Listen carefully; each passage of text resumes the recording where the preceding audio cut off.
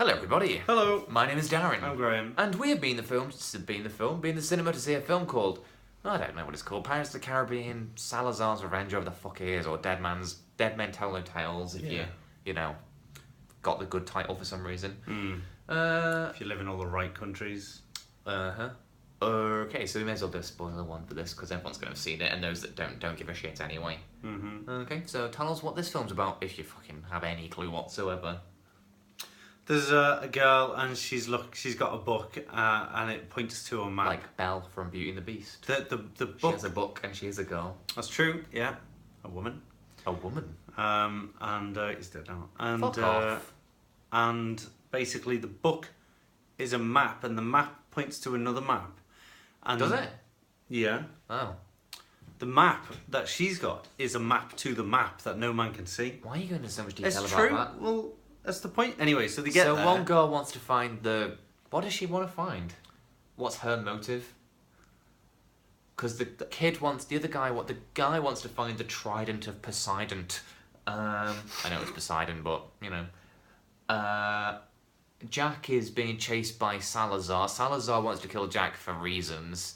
Why does she want... Oh, she's completing her father's work. What was that? To find this island. What made her think it was her father's work?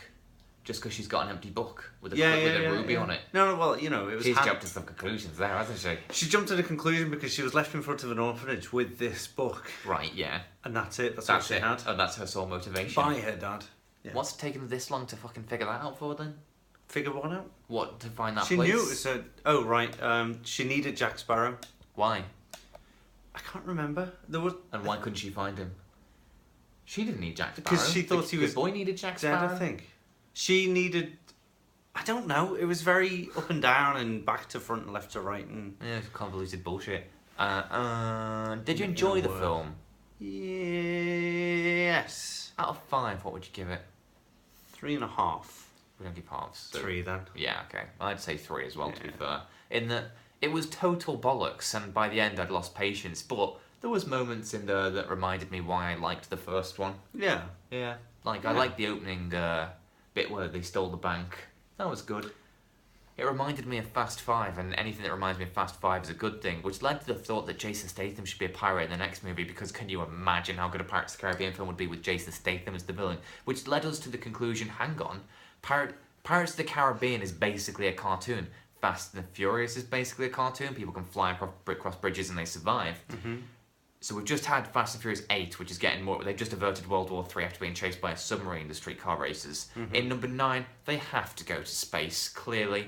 Number 10... It's the logical progression. Yeah, progression's the only place it can go bigger. Yeah. So then, how do you go bigger than space with number 9? In number 10, Fast and Furious 10, they go back to Earth, and like in Planet of the Apes, spoiler alert, Planet of the Apes, although the fucking DVD cover does that for you anyway, they go to a different... they go back in time to Earth, in Planet of the Apes went to the future, but you get the gist. And they accidentally go to the Pirates of the Caribbean world and become pirates, because now it's a shared universe, like everything is. And you get, like, The Rock and Jason Statham in the next Pirates of the Caribbean movie as those characters, like Hobbs and Statham. And, and that's the next Pirates movie. How amazing does that sound? The Pirates of the Caribbean, the Fast and the Furious. Yeah. Imagine. Fast and Furious Pirates of the Caribbean. No, it would be Pirates of the Caribbean, the Fast and the Furious. It should just be the Fast and Furious Pirates of the Caribbean. No, Fast Men Tell No Tales. Oh, okay. Fast Men Tell No... Yeah, okay.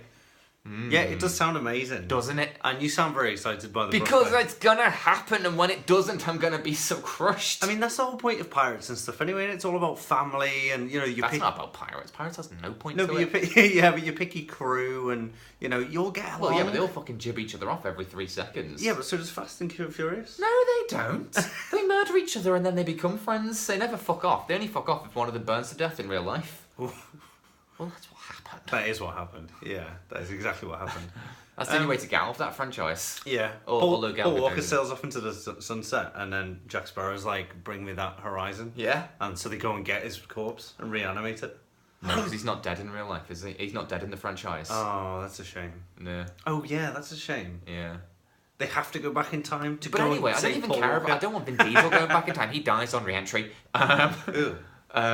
It's just The Rock and Stacey. The others die they don't survive. They land in the Imagine. water and it gets drowned. Let's cut the shit from this new Yeah. franchise. Yeah. Yeah. He just burns up to a crisp. Yeah, so it's basically just Pirates of the Little Caribbean with The potato Rock and the Stace. Yeah. Wouldn't that be excellent? On a boat, going Yeah, full and- speed. Well, as I pointed out, Stace is a good swimmer. He doesn't need the boat. He can just fucking do that really fast. Like Daniel Radcliffe in Swiss Army Man, when he's like Yes. farting through like a jet ski. Yeah. Be amazing. It would be. And The Rock can be holding him. Anyway, so this film has it's got all sorts really, hasn't it? It's got magic, it's got curses, it's got witches, That's it's not- got science ladies. What were the science ladies? The main one, she's a science lady. I don't think she was doing science. She was a horologist, which was a very much played off joke. Yeah, that's the problem with the humour in this is that they don't have a joke to begin with and they drive it into the ground trying to find it. So, for example, that joke got used twice. Yeah. The thing about astronomers needing a donkey got used several times. What was that about? I don't know. It's like they're trying to do a random whimsical thing. Yeah, and then yeah. maintain it. Like, let's play off how stupid we are, but also like not explain or have any Yeah. clue why we're saying I it. liked the wedding. That was quite funny. That was funny. Yeah, and I liked the beginning with the back. I thought Sparrow's Sparrowisms were quite good there. And like when they're getting hanged and and Johnny Depp's like, wish I was hung and stuff Oh like yeah, that. yeah. The guillotine bit was The brilliant. guillotine bit was really good. Yeah. Yeah, I liked that was a cameo in there from is it Bruce something? There was a or other? few fucking cameos in this film. I want to say Bruce Robinson, but it's not Bruce Robinson. That's the director of With Nell and I. But it was the guy who plays like the train man in The Matrix, and he's the helicopter guy in Road Warrior. I love him. Yeah. Anyway, yeah, David Wenham was in it, although he ultimately did nothing, and I do like David You're Wenham. forgetting the main cameo. Oh, fuck off, Paul McCartney. That was the worst thing I've ever seen in my life. But I couldn't find the beat. Yeah.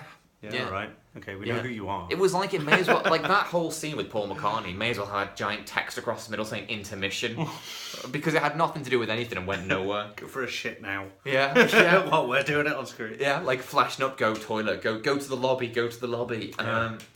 Yeah, no, it's rubbish. And the story, I don't know why they feel they need to make these films so complicated with like 900 characters you don't give a So many fuck characters. about. Yeah, and I didn't care about the lad.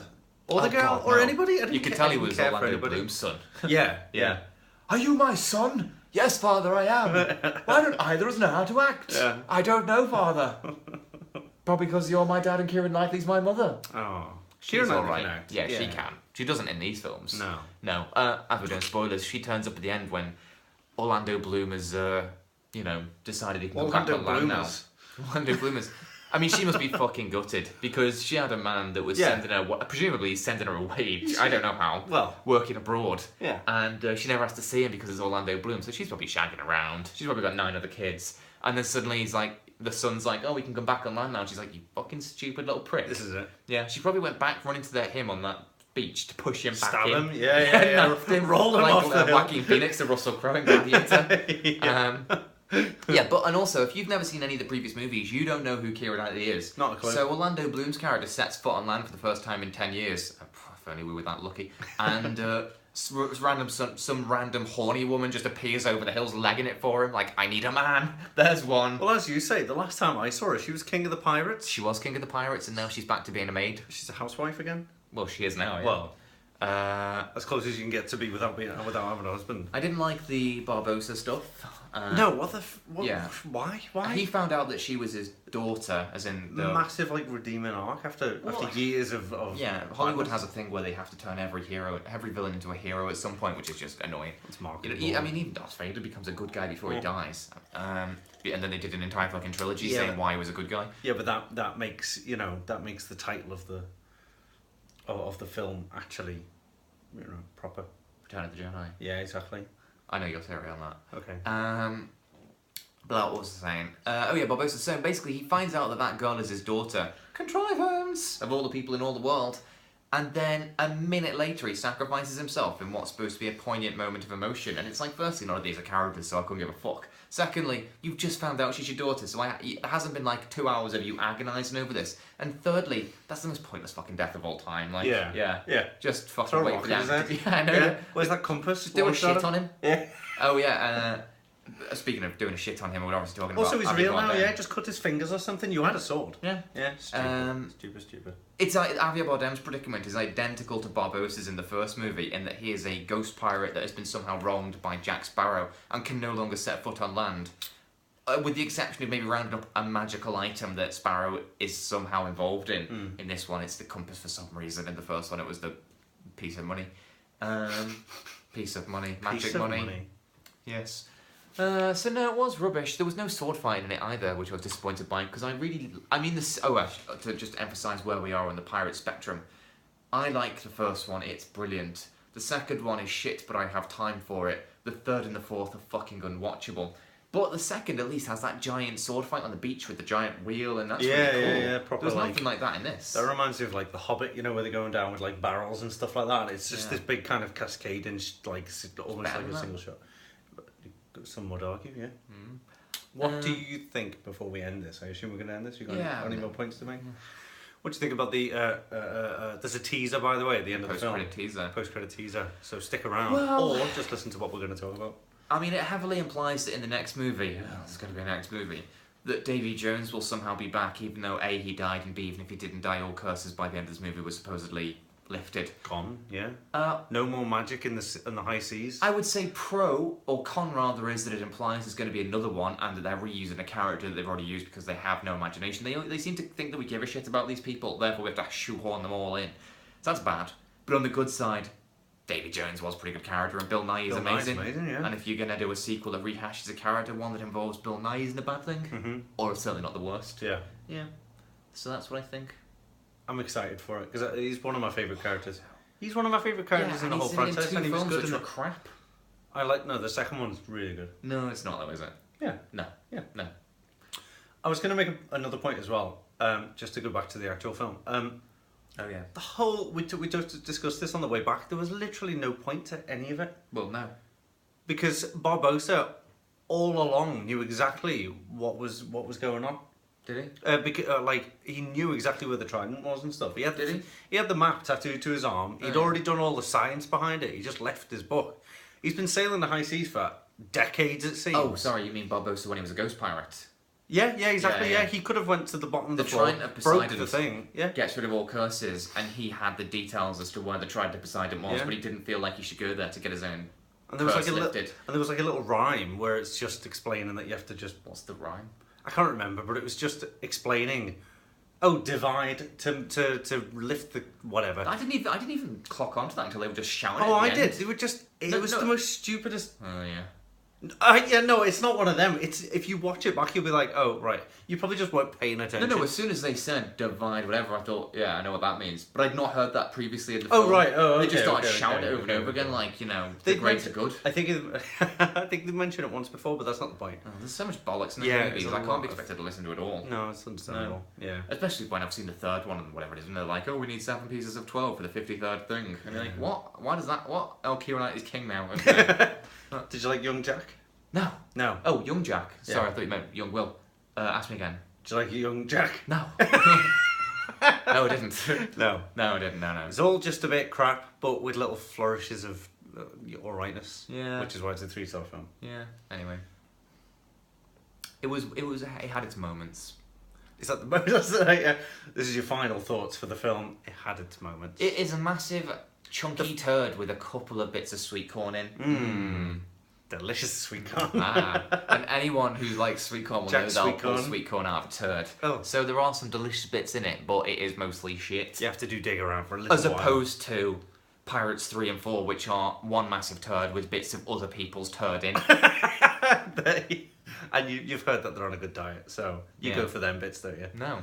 You just leave it alone. Yeah, leave it well alone. No, don't look at it, don't speak to it, don't eat it, certainly don't put it in your ears. Bye everyone. Bye.